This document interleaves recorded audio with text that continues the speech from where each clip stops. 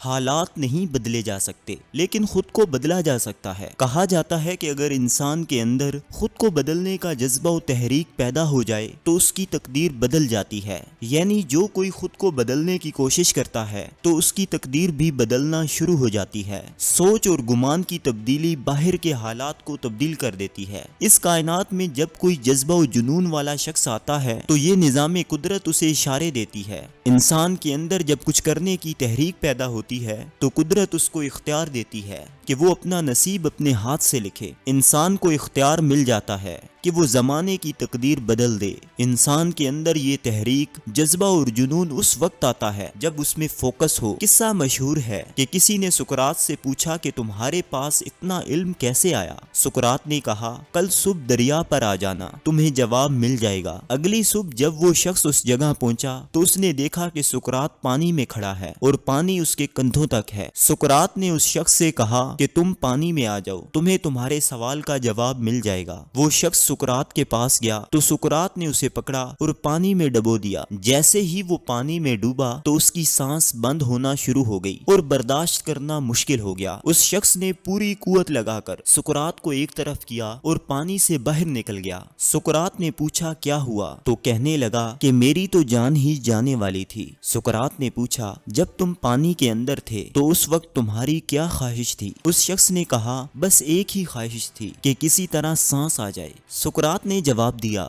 جس طرح اس لمحے تمہاری یہ خواہش تھی کہ کسی طرح سانس آ جائے، بالکل اسی طرح ہر لمحے میری یہ خواہش رہتی ہے کہ میں کچھ مزید سیکھ لوں۔ پھر مزید کہا کہ اگر علم کے بارے میں تمہاری خواہش اس طرح ہو جائے تو تمہارے پاس بھی علم آ جائے گا۔ یہ سقراط کے اندر سیکھنے کا جذبہ اور تحریک ہی تھی کہ کوئی لمحہ سیکھے بغیر گزرنے نہیں دیتا تھا۔ تحریک یا دوسرے لفظوں میں موٹیویشن والے لوگ وہ ہوتے ہیں جن کی قوت مدافعت بہت مضبوط ہوتی ہے، ان سے بیماریاں اور مسائل دور رہتے ہیں۔ آج مائنڈ سائنسز کا ماننا ہے کہ ایک سوچ و جذبہ اگر اپنے پاس رکھا جائے تو اس سوچ اور جذبے سے جسم کے ایک ایک سیل پر اثر پڑتا ہے۔ موٹیویشن والے کی وائبریشن بہت زیادہ ہائی ہوتی ہے اور اس کو دوسرے لوگوں کی نسبت مواقع بھی زیادہ ملتے ہیں۔ بہت سے لوگ اپنے آپ کو سمجھتے ہیں کہ ہم بہت ذہین ہیں، ہم ترقی کر جائیں گے۔ اس میں کوئی شک نہیں کہ کامیابی میں ذہانت کا کردار ہے، لیکن ذہانت پر بھی اگر کوئی چیز بھاری ہے تو وہ جذبہ اور جنون ہے۔ بہت سارے لوگ ایسے ہوتے ہیں جن کی ذہانت تو زیادہ نہیں ہوتی لیکن ان میں جذبہ اتنا زیادہ ہوتا ہے کہ وہ سب کو پیچھے چھوڑ دیتے ہیں اور وہ جذبہ ان کے سر کا تاج اور شناخت بن جاتا ہے۔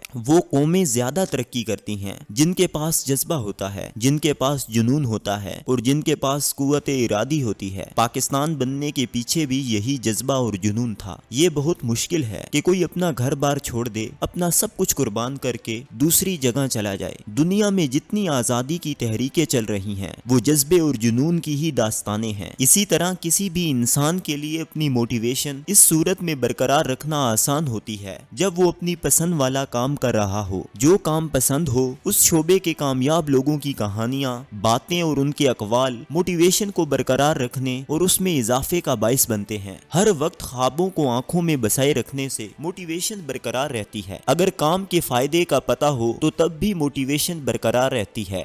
بڑے اہداف موٹیویشن کو برقرار رکھنے کا بہت بڑا ذریعہ ہے۔ لوگوں کے اہداف ہی اتنے چھوٹے ہوتے ہیں کہ ان میں موٹیویشن پیدا نہیں ہوتی۔ مثال کے طور پر 10 روپے کے لیے بھاگا نہیں جا سکتا، لیکن اگر 10 لاکھ ہو تو دوڑ لگائی جائے گی۔ جتنے بڑے ٹارگٹس ہوں گے اتنی زیادہ موٹیویشن ہوگی۔ لوگوں کو بڑے خواب بنانے سے ڈر لگتا ہے، وہ سمجھتے ہیں کہ شاید بڑے خواب پورے نہیں ہوں گے۔ ہر انسان کی زندگی میں کچھ بڑے خواب ایسے ضرور ہونے چاہیے کہ ان کی وجہ سے چھوٹے خواب پورے ہو جائیں، کیونکہ کچھ خواب ایسے ہوتے ہیں جن کی طاقت سے چھوٹے خواب ویسے ہی پورے ہو جاتے ہیں۔ بعض اوقات ایسا ہوتا ہے کہ بڑا خواب دیکھ لیا جاتا ہے لیکن جب سفر شروع ہوتا ہے تو اس سوچ کے ساتھ اس کو چھوڑ دیا جاتا ہے کہ یہ کیسے پورا ہوگا۔ لیکن یہ یاد رکھنا چاہیے، بندہ یا تو جیت جاتا ہے یا پھر سیکھ جاتا ہے، کبھی ہار سے نہیں بھاگنا چاہیے۔ جو بندہ ہار سے بچنا چاہتا ہے وہ کامیابی سے بھی بچ جاتا ہے۔ جو جتنی بار ناکامی کا سامنا کرتا ہے وہ اتنا ہی ذہین اور مضبوط بن جاتا ہے۔ جس نے مشکلات سے سیکھا ہوتا ہے اس کے پاس زندگی کے زیادہ سبق ہوتے ہیں، وہ سبق اسے ذہین بنا دیتے ہیں۔ بچوں میں موٹیویشن کے حوالے سے والدین کا بہت زیادہ کردار ہے۔ اگر والدین سست ہوں گے، ڈی موٹیویٹ ہوں گے تو بچوں میں موٹیویشن پیدا نہیں ہو سکے گی۔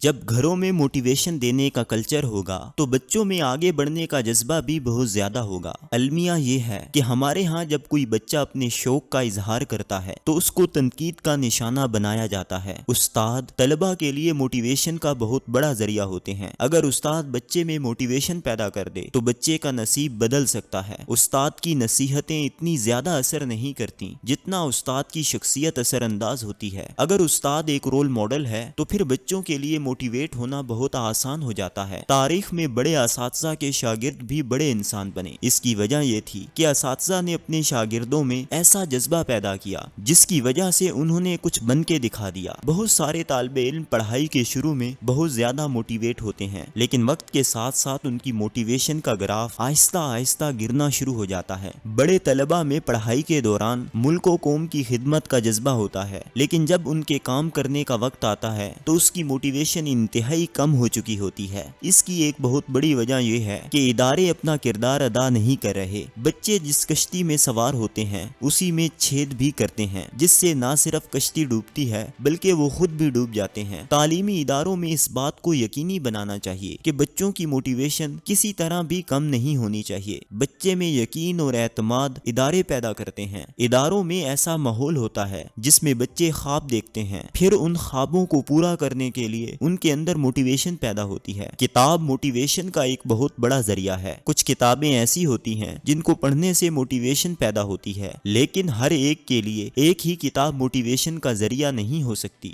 بڑے لوگوں نے میں ہوں تیمور کتاب کو پڑھا اور انہیں بہت زیادہ موٹیویشن ملی۔ کامیاب لوگوں کی کہانیاں اور داستانیں موٹیویشن کا ایک بہت بڑا ذریعہ ہیں۔ اس طرح بہت سی کتابوں پر کام کیا گیا ہے جن کو پڑھ کر جذبہ پیدا کیا جا سکتا ہے۔ اگر ایک عام شخص کوشش کر کے منزل تک پہنچ سکتا ہے تو اس کا مطلب ہے کہ ہر کوئی ایسا کر سکتا ہے، لیکن ضروری چیز یہ ہے کہ ان کتابوں اور کہانیوں سے انسان کے اندر یہ یقین پیدا ہونا چاہیے کہ میں بھی کر سکتا ہوں، اور پھر منزل کو پانا آسان ہو جاتا ہے۔ کسی استاد کا کہنا ہے کہ اگر کتاب میں ایک جملہ بھی کام کا نکل آئے تو سمجھو کتاب کے پیسے پورے ہو گئے، کیونکہ وہ جملہ بندے کی پوری زندگی بدل سکتا ہے۔ بہت سے لوگ ایسے ہیں جن کو تھوڑا غور کرنے سے معلوم ہو جاتا ہے کہ کس کام کا کیا نتیجہ ہوگا۔ ان کے کام بہت واضح ہوتے ہیں، انہیں اپنے کام کے فوائد معلوم ہوتے ہیں کہ ہمارے کام کے اثرات کہاں کہاں تک جائیں گے۔ اگر کسی کو اپنے کام کے نتیجے کا نہیں پتا تو وہ اس کے انجام کے بغیر چل رہا ہے تو وہ سراسر حماقت کر رہا ہے۔ اس کا مطلب ہے کہ وہ قسمت کے رحم و کرم پر ہے، اور قسمت کبھی رحم کھاتی ہے اور کبھی نہیں کھاتی۔